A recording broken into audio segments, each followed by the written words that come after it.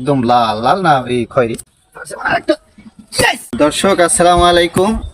এই যে এত বড় একটা পাহাড়ের মতো লাউ দেখতে পাচ্ছেন, এই লাউটি হচ্ছে আমাদের বাড়ির মানে 3-4 মাস আগে হয়েছিল। এটা পাকাইছিলাম, আড়ি রাখবো এর জন্য চালে পাকাই রাখছি, তাই আজকে পারলাম। এখন ক্যামেরায় দেখাবো কিভাবে আসলে এই পাকা লাউ থেকে আটি সংগ্রহ করা হয়। সেই আটিগুলো সংগ্রহের যে সিস্টেম, সেই পদ্ধতিগুলো আপনাদেরকে দেখাবো। তো দেখতে থাকেন কিভাবে আমরা আটি বের করি পাকা লাউ থেকে। বিসমিল্লাহির রহমানির রহিম। একটা আছাড় মারবো।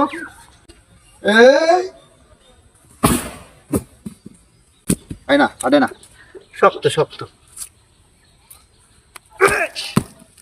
এই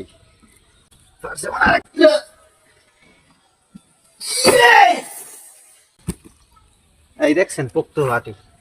এই এই এই হচ্ছে পাকা লাউয়ের বিচি আর কি, একদম লাল লাল না এই খয়েরি।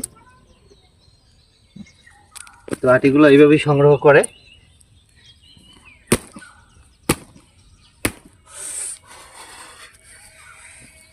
সারার মতো শক্ত, সারার মতো। ও মাই গড, এ দেখবা দেখবা, আড়ি দেখকে যাও আড়ি। ও মা,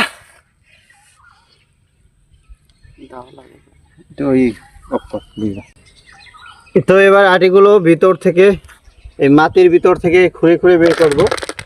হ্যাঁ, এই হচ্ছে আসলে পাকা লাউ থেকে আটি সংগ্রহের যে মাধ্যম প্রক্রিয়া, সেই প্রক্রিয়া।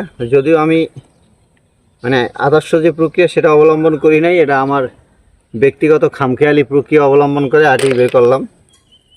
এই অনেকে এই পাকা লাউ দিয়ে আবার মোরব্বাও খায়। বন্ধ।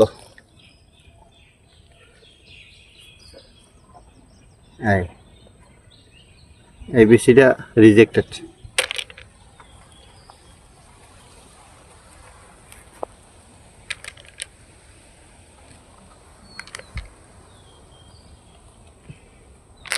দুধ দিয়ে করো একটু।